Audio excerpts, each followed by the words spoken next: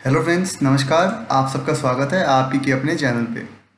दोस्तों, आज एनालिसिस करेंगे निफ्टी का, बैंक निफ्टी का, और जो कुछ सवाल हैं कि क्या ये जो हम फॉल एक्सपेक्ट कर रहे थे उसकी शुरुआत है, क्या मार्केट का टॉप लग गया, क्या मार्केट एक रिबाउंड देगी जिसकी हम उम्मीद में हैं फ्राइडे से। इन सब का जवाब दूंगा आपको, साथ ही मैं कल के लिए लेवल्स बताऊंगा और कुछ स्टॉक्स को डिस्कस करेंगे जो मुझे इस टाइम पे अच्छे लग रहे हैं बाय और सेल के लिहाज से।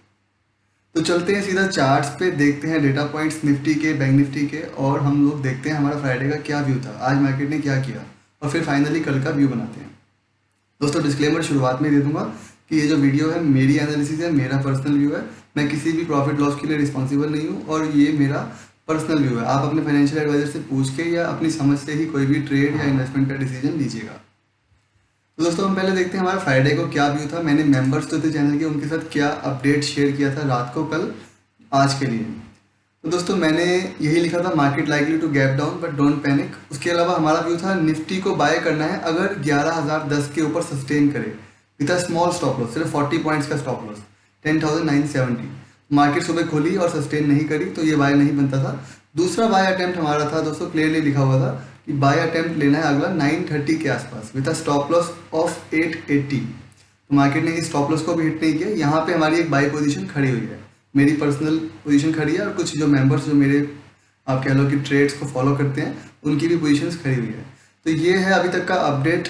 अब देखते हैं मार्केट में क्या होने की पॉसिबिलिटी है, आज मार्केट ने क्या किया और किस तरह का हम आने वाले दिनों में चाल देख सकते हैं। दोस्तों, पहले ही मैं आपको एक बात क्लियर कर देता हूँ। देखो, पोजीशनल व्यू और इंट्राडे व्यू दोनों अलग अलग बातें होती है। इंट्राडे प्लेयर 30, 40, 50 पॉइंट निफ्टी में या फिर शायद 200 पॉइंट बैंक निफ्टी में लेने की कोशिश करता है। वहीं पे पोजीशनल प्लेयर 100-200 पॉइंट का स्टॉप लॉस शायद निफ्टी में लगा के 400-500 पॉइंट खेलने की कोशिश करता है। तो पोजीशनल ट्रेड हमारा जो बना था, एक दफ़ा बना था दोस्तों 10,750 पे। सभी मेंबर्स जानते हैं, मेंबर्स के साथ मेरे ट्रेड पब्लिक रहते हैं। तब मार्केट ने ऑलमोस्ट 200-300 पॉइंट का फॉल दिया था।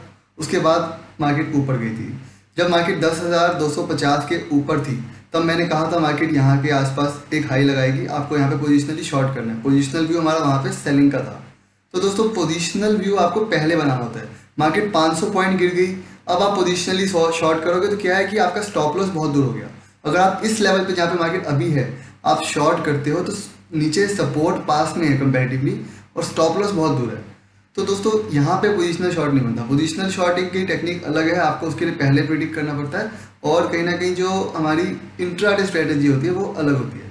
तो पोजिशनली अगर आप मेरे से बात करोगे तो मार्केट वीक है। मैं तो ये काफ़ी टाइम से एडवोकेट करता आ रहा हूँ कि भाई मार्केट में ये जो करेक्शन है, सिर्फ मार्केट ये नहीं है कि 12,000 चली जाएगी, ऊपर चली जाएगी।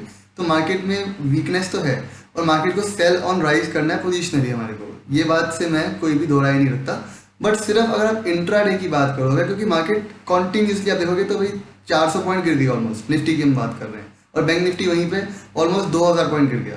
तो इतने बड़े फॉल के बाद एक रिबाउंड आता है सपोर्ट के पास। बेसिक रूल ऑफ ट्रेडिंग कहता है सपोर्ट के पास बाय करो, रिस्क टू रिवॉर्ड को मैनेज करो। अगर आपका रिस्क टू रिवॉर्ड मैनेजमेंट ठीक है दोस्तों, अगर हर बार सिर्फ 30 पॉइंट का रिस्क लोगे और 100 पॉइंट का टारगेट लोगे, तो इवन अगर आप 3 बार गलत होते हो तो 30 पॉइंट्स का लॉस मतलब 3 बार गलत होगा मतलब 90 पॉइंट्स का लॉस, और आपका एक भी ट्रेड सही जाएगा तो आप 100 पॉइंट्स कैप्चर करोगे।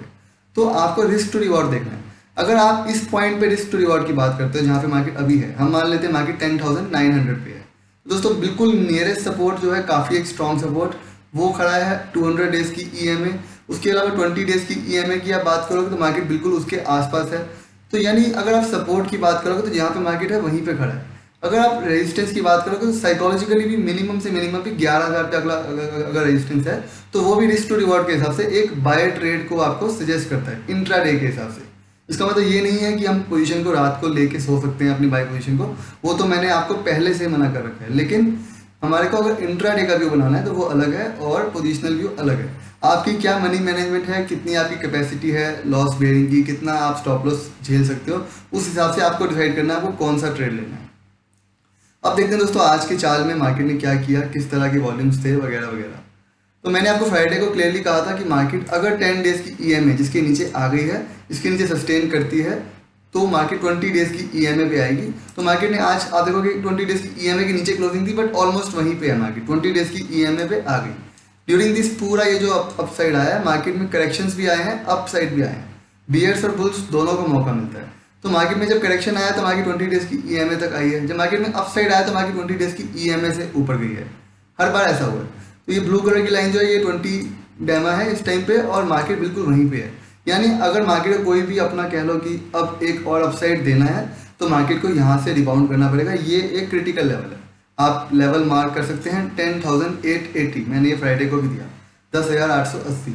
अगर मार्केट इसको निकाल देती है, इसके नीचे सस्टेन करने लगती है, तो फिर दोस्तों अगला सपोर्ट सीधा मेरे चार्ट के हिसाब से 10,550 पे आता है और उसके बाद और नीचे आता है। तो अगर आपको इतना अच्छा टारगेट है, अगर आप यहाँ से 10,550 को देखोगे तो ऑलमोस्ट 400 पॉइंट्स प्लस का टारगेट है। तो मैं ऐसा सजेस्ट करता हूँ हमेशा कि 400 पॉइंट्स के टारगेट के लिए पेशेंस रखनी जरूरी है। मार्केट हो सकता है सपोर्ट से एक दिन नीचे चली जाए, एक दिन पलट जाए, लेट इट सस्टेन, वहाँ पे उसको आप टिकने दो क्लोजिंग देने दो, देन हम शॉर्ट करेंगे और छोटा सा स्टॉप लॉस लगा के।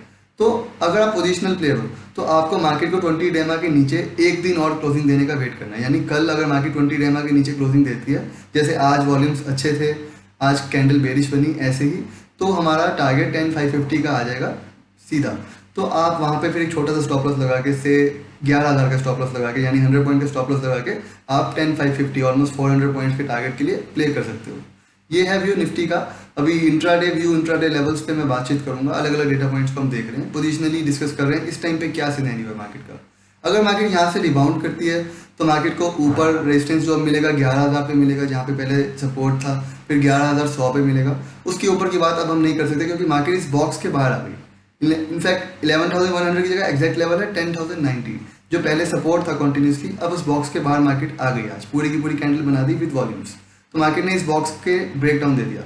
तो अगर मार्केट वापस 11,100 के ऊपर जाएगी तो ही हम कोई एक और एक्सपेक्टेशन कर सकते हैं कि नया हाई लगेगा या इस हाई को मार्केट टेस्ट करेगी।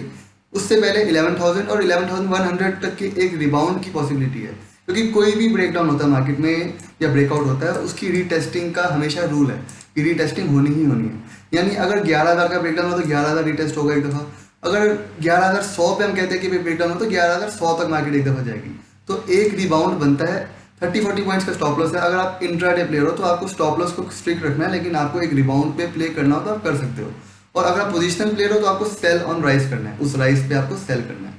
अगर हम फिर भी आज के मूव के अंदर वॉल्यूम्स की बात करें तो आज वॉल्यूम 68 लाख थे, जो बहुत कम नहीं है, बहुत ज़्यादा नहीं है, बट ठीक है, कल के मुकाबले ज़्यादा है। और आप देखोगे बैंक निफ्टी के अंदर तो जैसे जैसे मार्केट बैंक निफ्टी नीचे आ रहा है, वॉल्यूम्स आर कॉन्टिन्यूसली इंक्रीजिंग, यानी सेलिंग के अंदर प्रेशर है। अगर हम बैंक निफ्टी की बात करें तो मैंने दोस्तों ऑलमोस्ट आपसे 7 से 8 ट्रेडिंग सेशन पहले, जब बैंक निफ्टी ऊपर हाई लगाया भी नहीं था, तभी मैंने बोल दिया था, शायद इनफैक्ट 10 ट्रेडिंग सेशंस पहले, कि बैंक निफ्टी एक डबल टॉप जैसा लगाएगा, मेरे को ऐसा लगता है। तो उसी टाइम पे हमारा व्यू था कि ऊपर के लेवल पे सेल करना है, तो वो पोजिशनल टारगेट एक अच्छा खासा आ गया। तब मैंने आपको कहा था ये एम पैटर्न बना सकता है बैंक निफ्टी, और ये एम पैटर्न का रूल होता है, ये नेक लाइन होती है जो ग्रीन कलर का चैनल आपको दिखाई दे रहा है, इसके नीचे सस्टेन करेगा तो फिर दोस्तों अगला टारगेट मेरे पोजिशनल ट्रेड के हिसाब से तो सीधा मेरे को मिलता है 17,500 का, 17,500 का।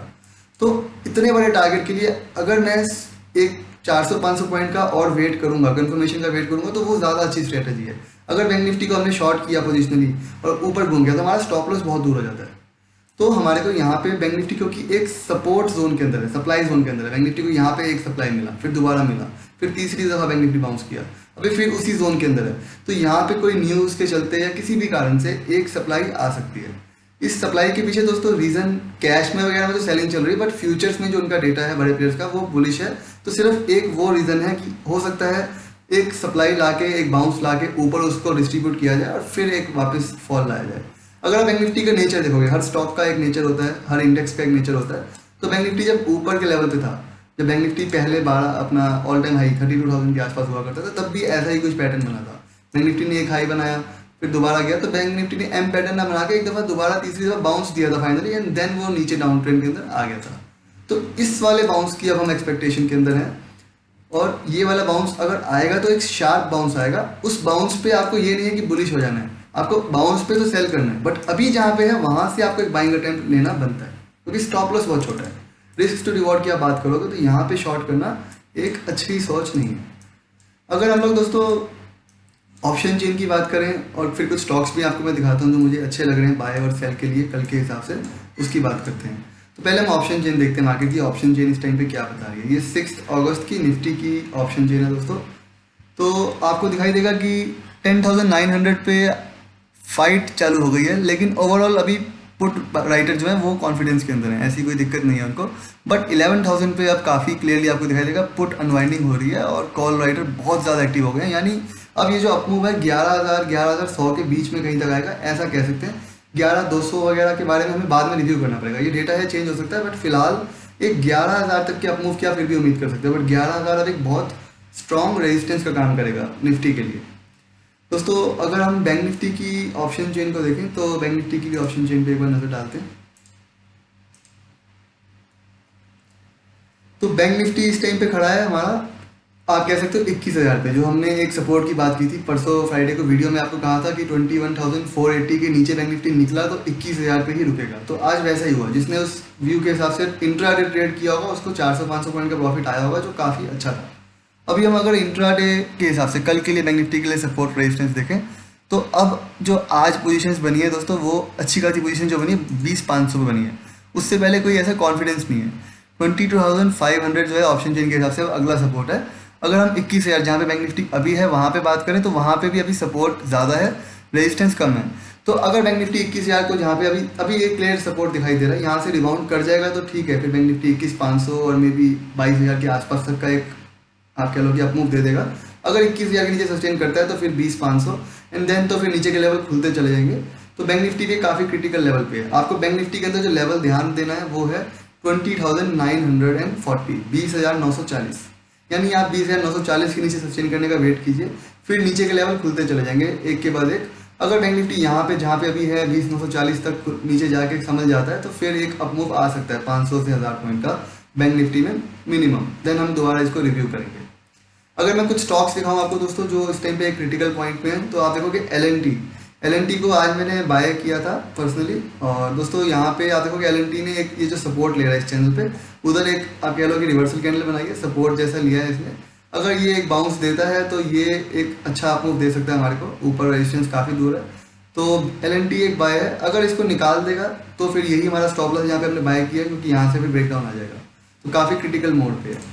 उसके अलावा आइशर मोटर्स की अगर हम बात करें तो आइशर मोटर्स मेरे को एक अच्छा सेल कैंडिडेट लग रहा है, काफ़ी अच्छे राइज पे है। आप उसको अपनी समझ से अपने लेवल्स को देख के शॉर्ट कर सकते हो। रीज़न उसमें एक डाइवर्जेंस बन रहा है और आप और चीज़ें चेक कर सकते हैं। अगर हम डाउ जोन्स की बात करें तो डाउ जोन्स अच्छा खासा रिकवर कर रहा है, परसों भी कर गया था, जिसके अगेंस्ट हमारी मार्केट ने अच्छा खासा डाउन मूव दिया। तो ये भी एक कॉन्फिडेंस दे रहा है कि हो सकता है हमारी मार्केट भी कल सेकेंड हाफ में या मॉर्निंग में रिकवर कर ले। तो फिलहाल हमें डेटा पॉइंट्स पे जाना है, लेवल बाय लेवल जाना है। अभी मैं आपको फाइनली लेवल्स एक बार डिक्टेट कर देता हूँ, निफ्टी के भी बैंक निफ्टी के भी, जिससे आपको कल इजी रहेगा, आपको समझ में आएगा कि क्या करना है आपको। तो दोस्तों बिल्कुल सेंटीमेंट के अंदर नहीं आना, ओवरऑल मार्केट बेरिश है, राइज की उम्मीद है, सेल ऑन राइज करना है। अगर नीचे जहाँ पे सपोर्ट है मैं आपको बताऊंगा, अभी वो लेवल टूटते हैं तो अगेन आपको सेल करना है। तो दोस्तों निफ्टी के लिए लेवल है जो क्रिटिकल लेवल है 10,880, 10,880। इसके नीचे निफ्टी 5 मिनट टिक जाए तो फिर निफ्टी को आपको बाइंग के लिए बिल्कुल भी नहीं सोचना। और आपके जो भी बाइंग कैंडिडेट हैं जैसे एल.एन.टी वगैरह, वो तभी हैं जब मार्केट पॉजिटिव है। अगर मार्केट नेगेटिव है तो आपको बाय स्टॉक्स को नहीं लेना, ये मैं पहले से क्लियर करता हूँ। अगर हम लोग निफ्टी के लिए रेजिस्टेंस की बात करें तो हमने ऑलरेडी डिस्कस किया है, 11,000 पे रेजिस्टेंस है, और उसके अलावा फिर 11,100 के आसपास रेजिस्टेंस है। तो ये निफ्टी के कुछ रेजिस्टेंस है। अगर हम बैंक निफ्टी के लिए बात करें तो बैंक निफ्टी में आपको ऑलरेडी बताया 20,940, 20,940 पे सपोर्ट है। अगर बैंक निफ्टी जहाँ पे अभी है यहाँ से 100-200 पॉइंट का ये जो ग्रीन जोन बना रखा है इसमें समझ जाता है कहीं पे भी, तो बैंक निफ्टी आपको एक अपमूव दे सकता है। पहला रेजिस्टेंस बैंक निफ्टी को मिलेगा 21,500 से लेकर 21,600 के बीच में, एंड देन 22,000 के आसपास। तो उसके बाद हम दोबारा से रिव्यू करेंगे। तो बैंक निफ्टी के अंदर हमारा ये व्यू है। दोनों ही स्टॉक्स अपने क्रिटिकल सपोर्ट के पास में है। मार्केट में बेरिशनेस है, ये तो मैं काफ़ी टाइम से कह रहा हूँ। हो सकता है ये बेरिशनेस एक फॉल के अंदर टर्न कर जाए, हो सकता है यहाँ से एक रिबाउंड फिर से आ जाए। दोनों के लिए आप ओपन रहिए और स्टॉप लॉस को अपने स्ट्रिक्ट रखिए। देखते हैं मार्केट किस तरह से बिहेव करती है। डेटा पॉइंट्स जो अभी तक हमारे सामने अवेलेबल है, एक रिबाउंड आने वाला है, इसकी तरफ इशारा कर रहे हैं। तो दोस्तों उम्मीद करता हूँ वीडियो आपको अच्छा लगा होगा, आपको सब कुछ समझ में आया होगा। Thank you.